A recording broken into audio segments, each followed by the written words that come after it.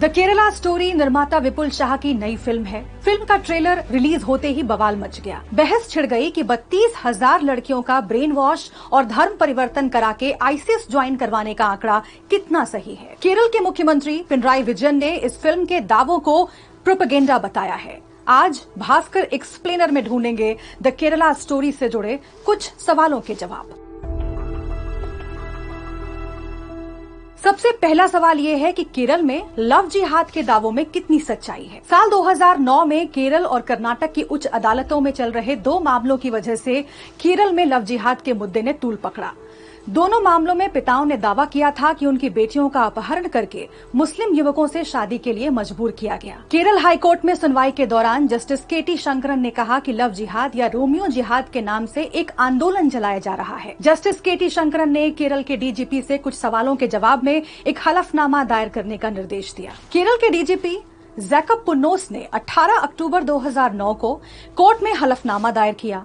इसमें सभी जिलों के एसपी की 14 रिपोर्ट्स और राज्य CID, police intelligence, special cell और क्राइम ब्रांच के प्रमुखों की 4 रिपोर्ट्स शामिल थीं। हलफनामे में कहा गया कि लव जिहाद जैसा कोई आंदोलन नहीं चल रहा है और न ही इसके पीछे कोई साजिश है। पिछले 3 साल में पहली बार ऐसा मामला सामने आया है। उधर कर्नाटक हाईकोर्ट ने कथित लव जिहाद आंदोलन की जांच के लिए कर्नाटक के डीजीपी के नेतृत्व में एसआईटी बनाई।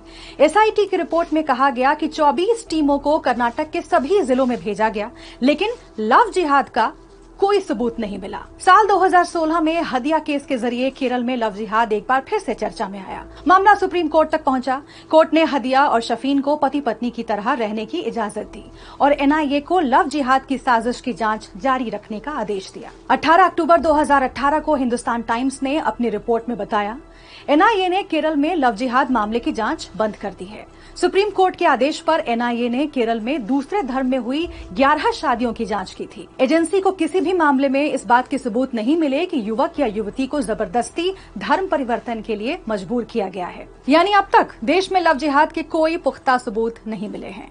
लेकिन द केरला स्टोरी फिल्म के ट्रेलर में एक और दावा किया गया है। वो ये है कि केरल में 32,000 से ज्यादा लड़कियां गायब हुई, साथ ही लड़कियों के आईसिस ज्वाइन करने की बात भी कही गई।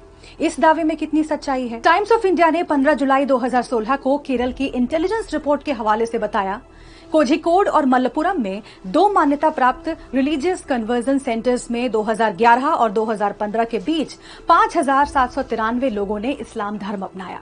जिन लोगों ने धर्म परिवर्तन किया उनमें 4,719 हिंदू थे और 1,074 ईसाई थे।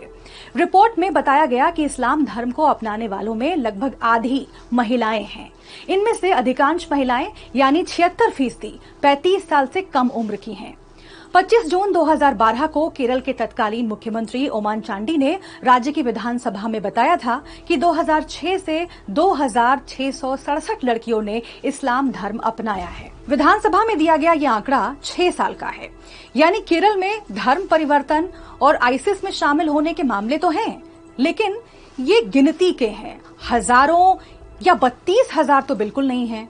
द केरल स्टोरी में दिखाया गया है कि केरल से गायब होने वाली लड़कियों ने आईसिस ज्वाइन कर लिया है। इसमें कितनी सच्चाई है? केरल की 4 महिलाएं अपने पति के साथ साल 2016 से 18 के बीच अफगानिस्तान के नंगरहार पहुंची थीं। उनके पति अफगानिस्तान में अलग अलग हमलों में मारे गए थे।